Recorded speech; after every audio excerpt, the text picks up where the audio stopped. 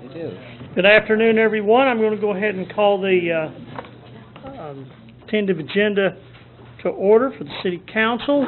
The first order of business we have today is the consent agenda. I will read this. If the council wants to stop me after each one, you may, and ask questions or if you have any comments. Number one, approval of July 21st, 2015 City Council meeting minutes. Any comments or questions from the council? All right, number two, a resolution to approve amendment number one to the contract with Kessler Consulting Incorporated in the amount of $39,980 for assistance with the design and implementation of a commercial food waste pilot program and a single stream recycling pilot program to approve a budget adjustment. Alan? I'd just like to pull that one from consent so we can discuss it at council.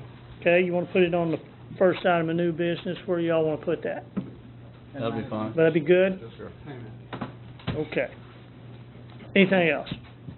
All right. Number three, a resolution to award bid number 15-27 to authorize a contract with Austin King Incorporated, DBA, King Electrical Contractors Incorporated, in the amount of $82,700 for the purchase and installation of electrical busways at the Nolan Wastewater Treatment Plant, and to approve a project contingency in the amount of $8,270. Has that been through the Water Sewer Committee? Yes. Mark could tell us for sure. Did this go through the bid process? It did. Award bid number. Who's got that, Tim? We'll get your presentation, John. Good. Thank you.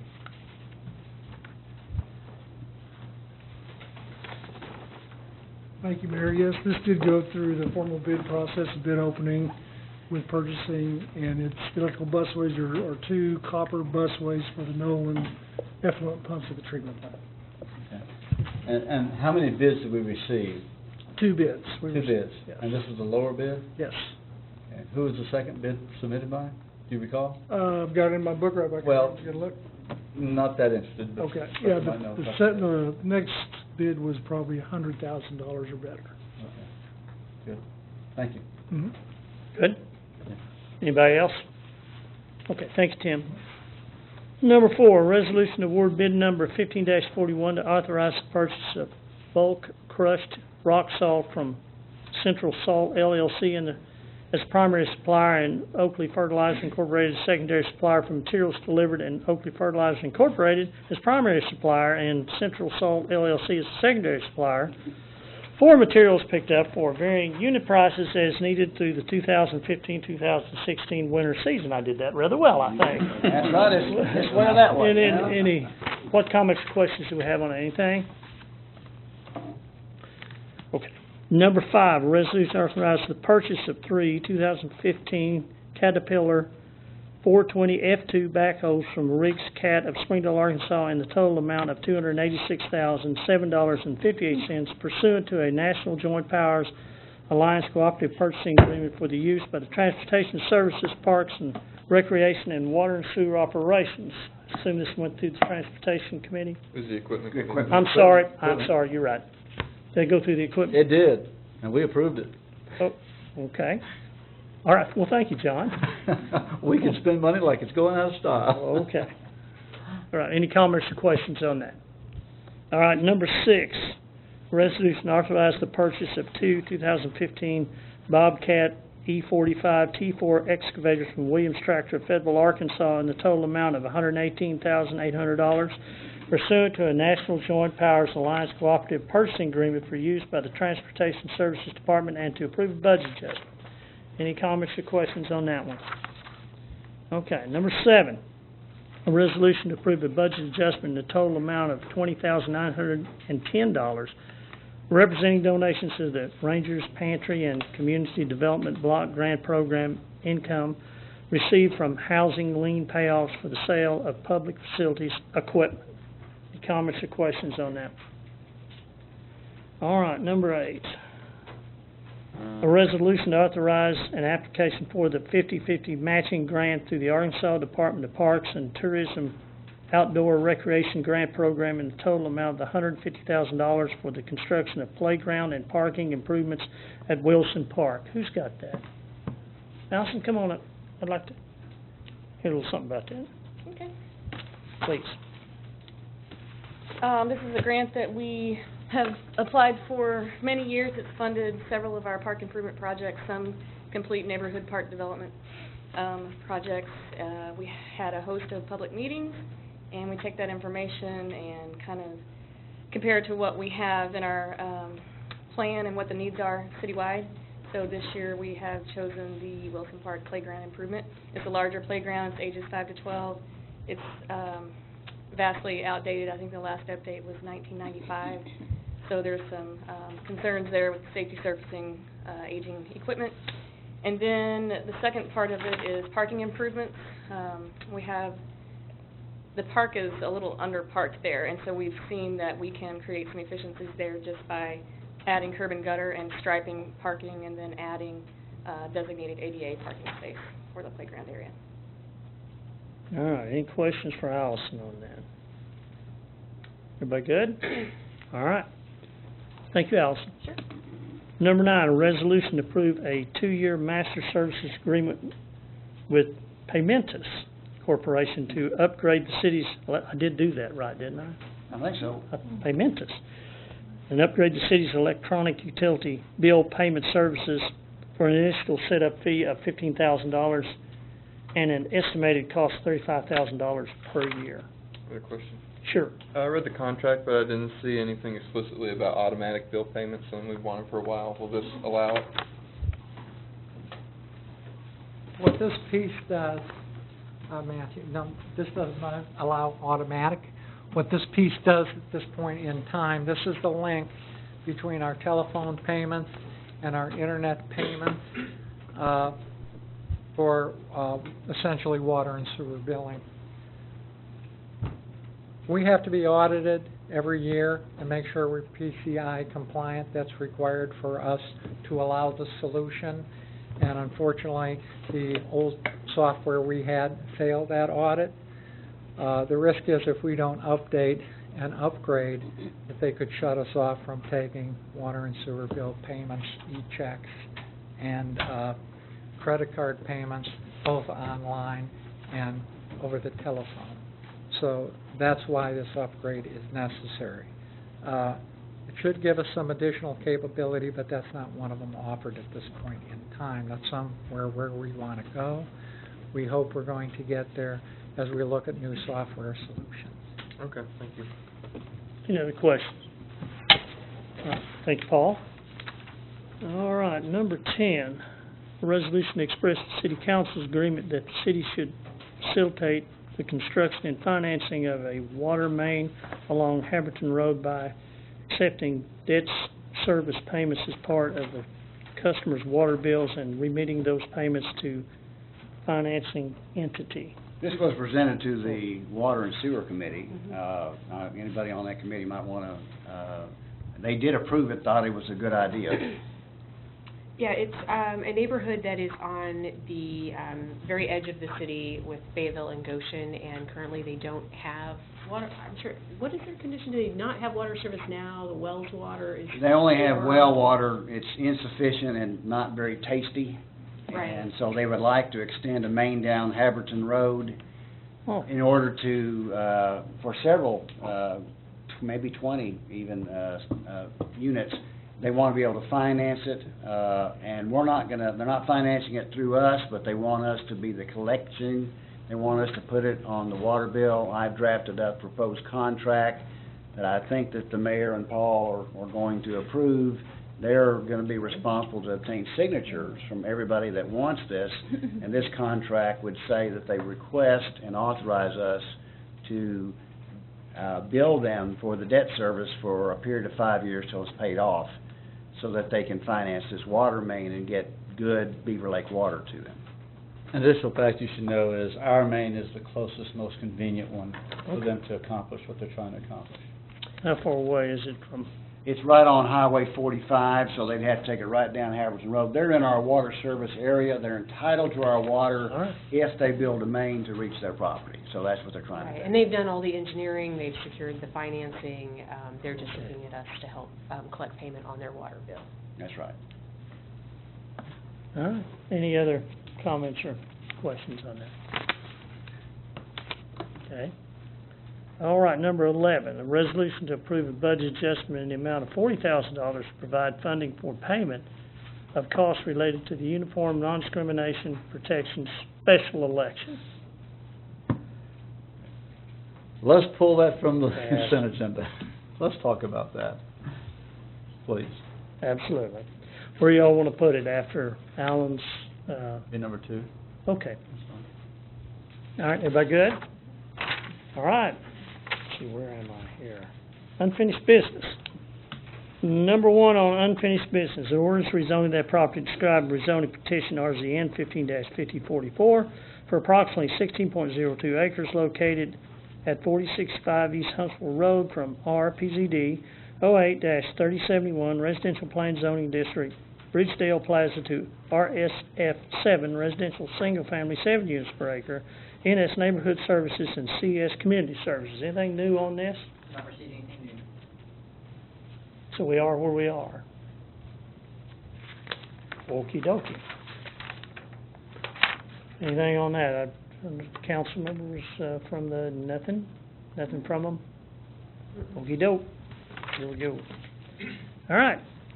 Number 2, an ordinance rezoning that property described in rezoning petition RZN 15-5066 for approximately 3.98 acres located at 1338 and 1326 West Cleveland Street from RMF 24 residential multifamily 24 units per acre and RSF 4 residential single family 4 units per acre to DG Downtown General subject to a bill of assurance. Anything new on this one? Nothing new. What about, People are still talking, that's good. I feel it's Okay. positive. y'all had a board meeting last night. We did. And I I'm thought- sure you discussed this item. We did, Okay, and I was encouraged. well, good. Anything else? Okay. Number 3, a resolution to express the city council's intention to investigate a possible purchase of the Fayettteville Chamber of Commerce building on Mountain Street. Anything on that one? Okay. Under new business, number 1, a resolution to approve the 2016 employee benefits package. I'm sure we have a presentation on that. Okay, Chief? Hi, Mayor. Hi, Council. We ask for your approval for the renewal of employee benefits for 2016. The benefits up for renewal are the health insurance, dental insurance, the flexible spending account, health savings account, and also the life and disability insurance. Currently, our health insurance carrier is Arkansas Blue Cross Blue Shield. Blue Cross has proposed a premium increase for 2016. They have proposed 6.4%. Now, just to kind of put that in perspective, in comparison to the benchmark comparison, the National Medical and Pharmacy annual trend factor is 7.2%. So we are a little below the annual trend. The benefits broker, the city's benefits broker, Gallagher Benefit Services, I have Jacob Salinas here with us today. If you guys have any specific questions, he'll be able to help assist us. But if you think about the increase of 6.4%, 4.1% of that is actually driven by healthcare reform fees requirements, and then the other remainder of that 6.2% is driven by the city's utilization. The city's utilization rate for a 12-month look-back period is at 90%, so this has helped cap the premium increase at a relatively low number.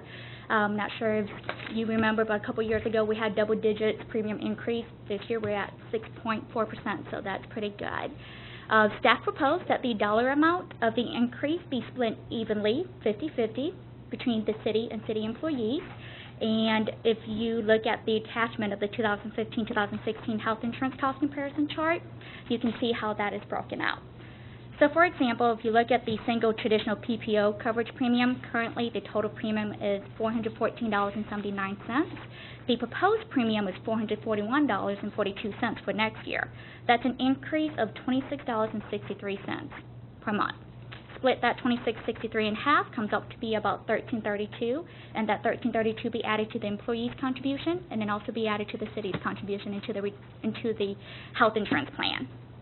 So due to the relatively low premium increase, and to prevent disruption to the employees whenever we change carriers, we do recommend to renew the health insurance with Arkansas Blue Cross Blue Shield. The other premium increase is the dental insurance. We have dental insurance with Delta Dental of Arkansas, and they have proposed a 9% premium increase for 2016.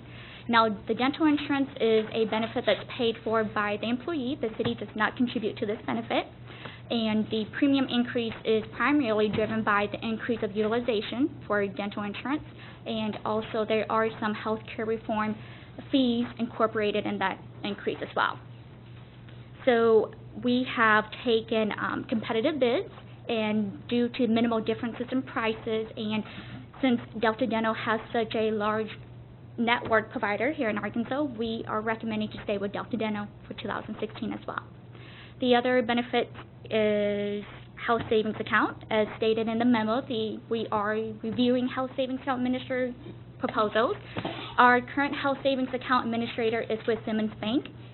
They have proposed a monthly maintenance fee of $3 to the account holders for 2016. So we have gone out and we are evaluating other proposals who will not charge a monthly maintenance fee. So we are evaluating that right now. And then the other benefits for renewal are the flexible spending account and the life and the disability insurance. There's no changes in the fees or services, so we are recommending to stay with DataPath Administrative Services for flexible spending account and the Standard Life Insurance Company for the life and disability insurance. Okay, what questions do we have for Chi on this? Anything? Everybody good? Matthew? I'd suggest we put this on the consent agenda. Okay. Everybody good with that? Okay, thank you, Chi. Okay. Number 2, in order to rezone that property described in rezoning petition RZN 15-5103 for approximately .23 acres located at 1837 West Mitchell Street from RMF 24 residential multifamily 24 units per acre to RSF 8 residential single family 8 units per acre. Jeremy? This is a property 4 acres in size, currently zoned RMF 24. It's located north of Martin Luther King Jr. Boulevard between Sang and Lewis, basically mid-block between those 2 streets. The request is actually to downzone this property in order to develop it. It's currently zoned RMF 24. The request is to rezone to RSF 8. The intention is to develop 2 new single-family homes on the property. We believe that's compatible with the surrounding mixture of primarily single-family homes in this area. We all toured, actually, I think, Mitchell, that area, a few months ago, and you can see the different types of development styles in that area. But this would, we believe, be compatible with that. This is a city neighborhood area, and on our future land use plan, so staff is supportive, as was the Planning Commission, with a vote of 7-0. What questions do you have for Jeremy on this? Y'all talk about, is that your area? It's only this one lot, and it makes a lot of sense. Ward 1? It's non-controversial. Okay. All right. Okay, number 3. An ordinance amending Title 15 Unified Development Code of the City of Fayettteville to amend Chapters 161, 164, and 172 to modify bulk and area regulations to encourage small lots, single-family, and two-family infill in multifamily zoning districts, and to include minimum design standards for this type of development. Jeremy? As you all know, we have several single-family districts with varying lot size requirements, generally based upon the density that those districts allow. In particular, we have some newer, within the last 5 to 8 years, new zoning districts such as Neighborhood Conservation, Neighborhood Services, and RSF 8 that have increased options for developing smaller homes and smaller lots in appropriate locations. However, the bulk and area standards for multifamily zoning districts have not changed in decades. In our opinion, some of the zoning standards for multifamily zoning are outdated and provide a barrier to the redevelopment or development of smaller, higher density single-family and two-family homes. Rather, they encourage multifamily development, so apartment-style complexes, garden apartments, things of that nature.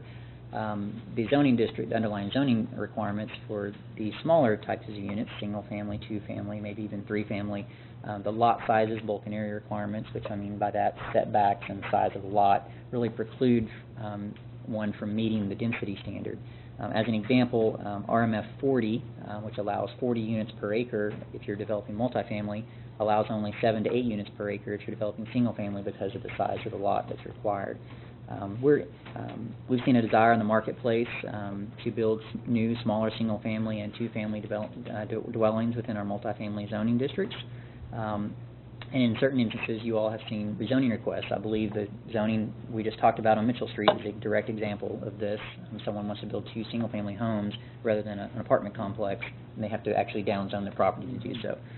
So this is an attempt to rectify that.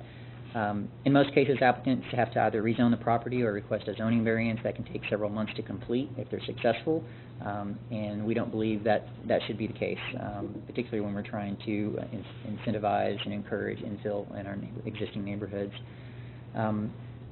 We believe we can accomplish this by reducing our bulk and area standards within the multifamily zoning districts. That means our lot width and size to be more reflective of the density.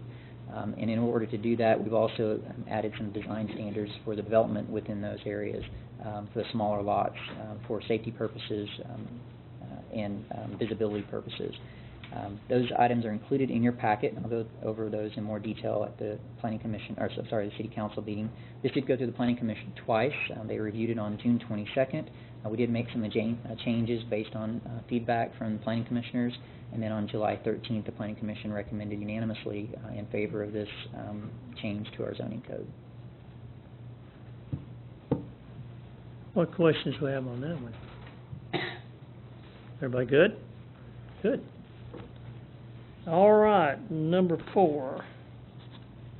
An ordinance to repeal Chapter 171 Street and Sidewalks and enact a replacement Chapter 171 Streets and Sidewalks of the Unified Development Code.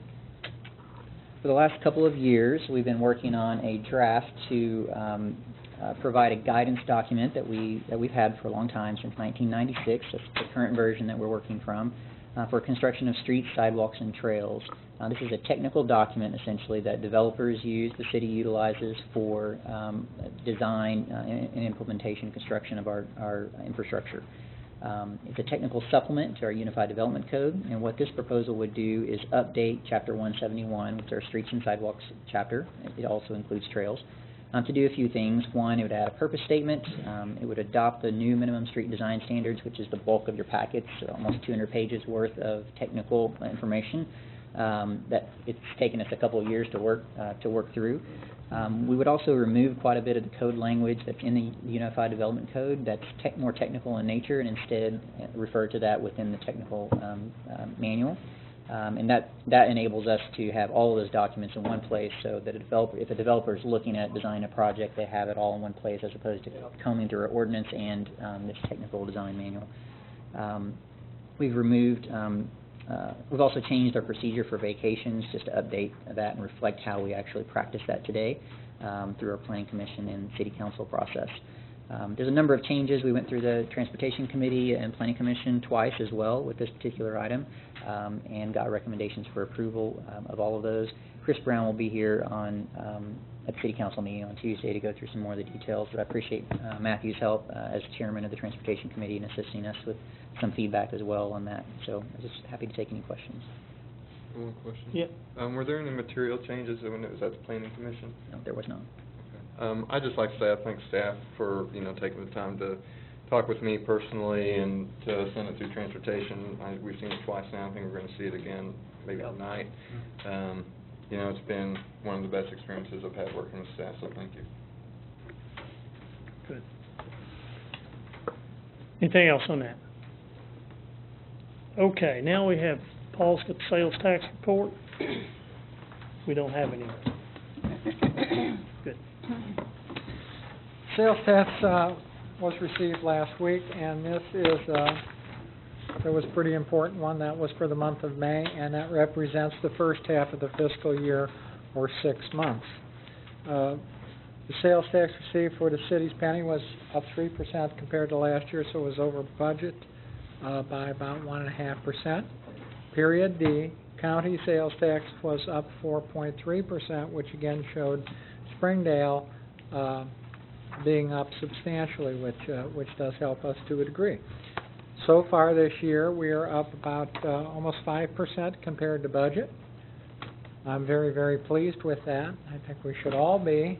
I expect it to level off a little bit, but every month has been positive except February, and if we remember February, we went against strong numbers for the previous year, plus we had some winter weather this February that I think held us back. But to be up 5% at this point, I think it's a very, very good position to be, although I think it will probably level off by the end of the year, but it's certainly encouraged by this, and I'll be happy to answer any questions. Very good, very good. Any comments, questions on that? Okay. The next thing we have is, on the agenda, is presentation from Willow Bend Project, update by John Anderson. John? Thank you, Mayor George, members of the council. Less a presentation and more an update on schedule, which is the question I've heard over the telephone from a number of council members. When are you going to get started? Good news is that we've been able to raise the private equity necessary to move forward with the project. So we've resurrected the planning and engineering effort. Now, tree preservation ordinance changed a bit since the original plan was done, and there's a new drainage manual in place. So as we look at making sure we can satisfy the stormwater requirements, deal with the tree preservation issues, and hopefully sort out a point of access from Willow Bend, not just from Washington, but onto Wood Avenue. So we're sorting that through. We're anticipating meeting with senior engineering staff in August, and hopefully we'll move forward together with staff for an application in October, which would bring it through the commission process to the council for action in November, December, with the expectation that we could be bidding in January, finalizing the cost share agreement with the city, and closing our construction financing in February for a start in March. I was actually seeing if I could present this as quickly as the benefits package was rolled out, but I think that's probably as good as I'm going to do. We met today with the urban forester and sorted through what we think will be a good strategy for what we can deal with preservation on site, with mitigation on site, and then a strategy for escrow payment for whatever shortfall we have. We're anticipating that, there's so many trees on the site, we're anticipating that we may be able to do a lot of kind of finer grain adjustments, kind of lot by lot, with the goal that maybe we do an as-built and ask for a little of that escrow back because we did such a swell job. Urban Forester said he'd never really seen it work that way, that usually it's chasing the developer for a little more money rather than to refund some. So that might be more of an indication of our optimism than anything else.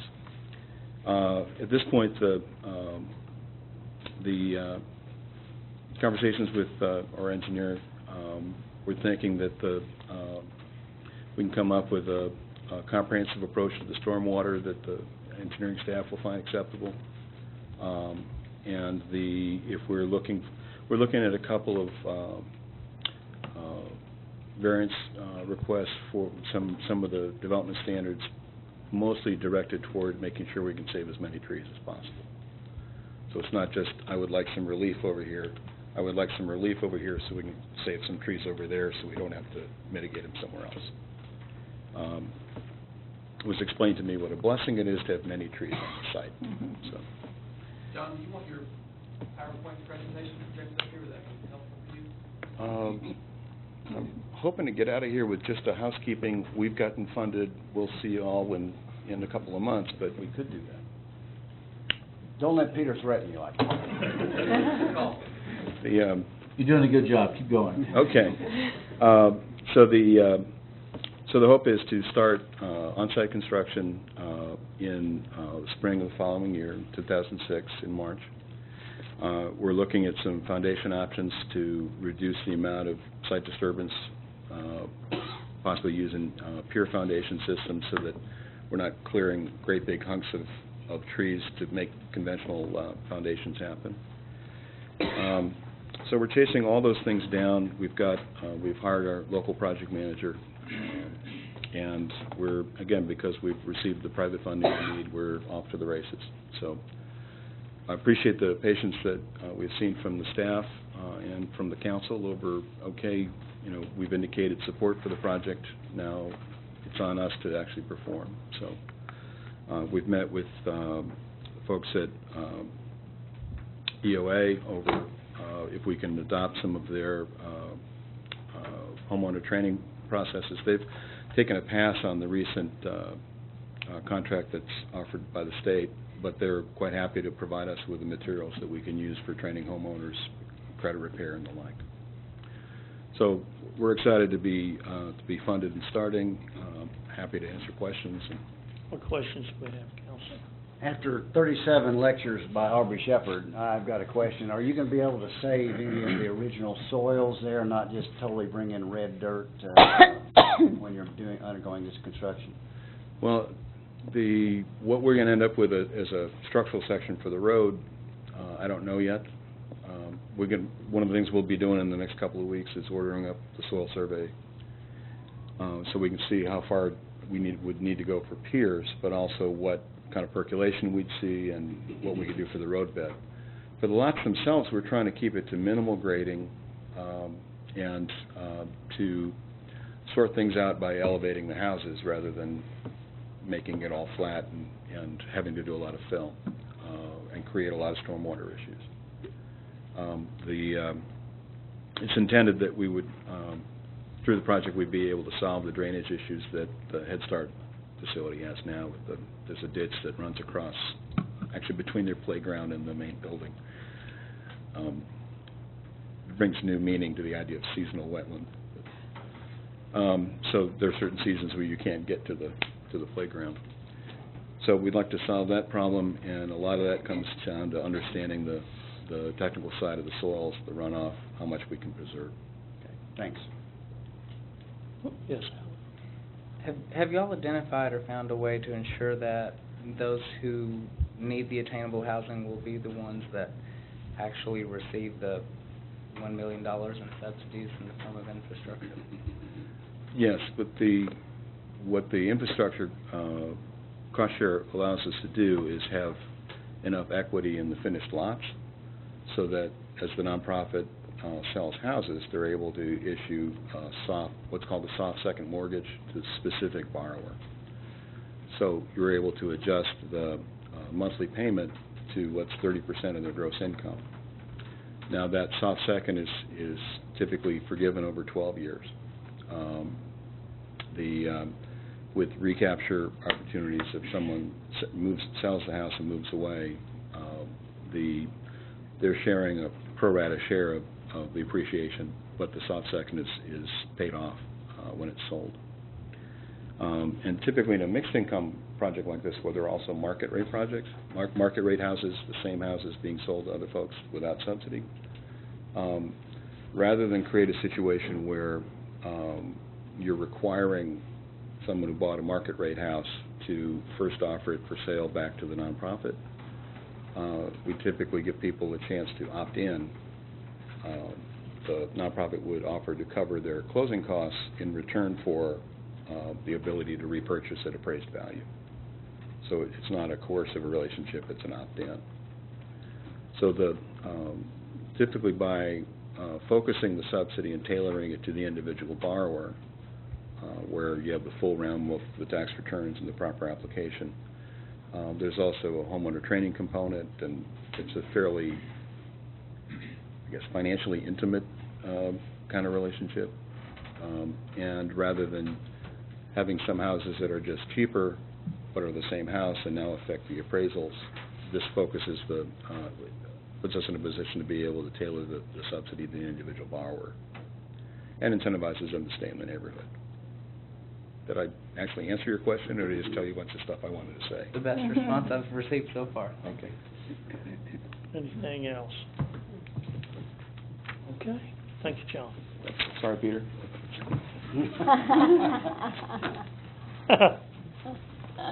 Okay. Well, I think that concludes our business for the evening. Yes, Adele? Yes, I would like to suggest that we take a council tour this, Monday afternoon, 5 o'clock, if that's the best time, of both the, Chamber of Commerce building and the police department. So we won't need a van, 'cause we can walk. Okay, But I think if we're gonna make an intelligent decision about this, we need to have a good look. sounds good to me. So is 5 o'clock suitable? I'll be out of town, Okay. so I won't be there. Alan, can you make it? 5:15, I could.